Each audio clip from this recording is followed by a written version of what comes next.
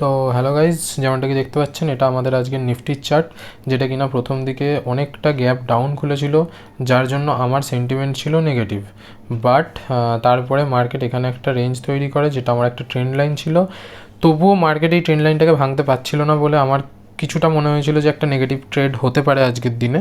তো সেই জন্য আমি প্রথমে একটা ট্রেড নিয়েছিলাম, যে ট্রেডটা হচ্ছে ওয়েলস্পান লিভিংয়ে, যেটাতে কিনা আমার 139 টাকা, অর্থাৎ আমার স্টপ লস, যেহেতু আমি একটু দোনোমোনো ছিলাম তাই জন্য এটাতে আমি স্টপ লস খুবই কম নিয়েছিলাম। যেটা আমার 200 থেকে 250 টাকা নেওয়ার কথা, সেটা আমি 190 টাকার মতো নিয়েছিলাম। তাও হালকা ট্রেল করে আমি 139 টাকার লসে বের করে দিয়েছি এটা। আর তারপরে একটা বাইং সাইডে ট্রেড নিয়েছিলাম, যখন আমি কনফার্ম হই যে মার্কেট আজকে বাইং সাইডে যেতে যাবে, সেটাতে 512 টাকা, ওটাতে আমার রিস্ক ছিল 130 টাকার মতো। তো তার এগেনস্টে আমি 1:3.5 বা সামথিং আমি ক্যাপচার করেছি, যেটা আমি আপনাদেরকে হামেশাই বলি যে প্রাইস ক্যাপচার করতে হবে, ঠিক আছে। তো এই যে 512 টাকা মানে যেটাতে আমি লস করেছি, সেটাও আমি আপনাদেরকে দেখিয়ে দিচ্ছি। লসের চার্টটা হচ্ছে এইটা,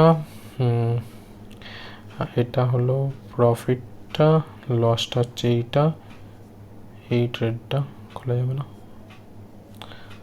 আচ্ছা ওয়েলস্পান লিভিং লিগে করে দিচ্ছি, ওয়েলস্পান লিভিং। ওকে, তো এইটা হচ্ছে ছিল আমার যখন আমি এটা প্রথমে দেখতে পাইনি, বাট যখন আমি ট্রেড নিয়েছিলাম তখন চার্টটা ঠিক এরকম ছিল।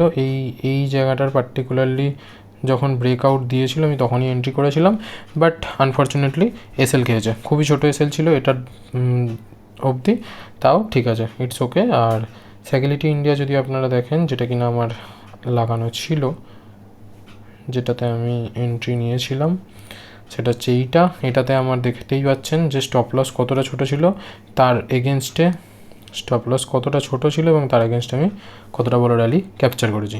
তো এটা ছিল আজকের ট্রেড, যেটা কিনা এখনও আরও কিছুটা হয়তো উঠে যাচ্ছে, বাট আমি যেটা বলি যে আমার যেখানে মনে হয়েছে যে আমার এটা এক্সিট পয়েন্ট, আমি বেরিয়ে গেছি। তারপরে মার্কেট যত ইচ্ছা দূরে যাক, আমি নট ইন্টারেস্টেড।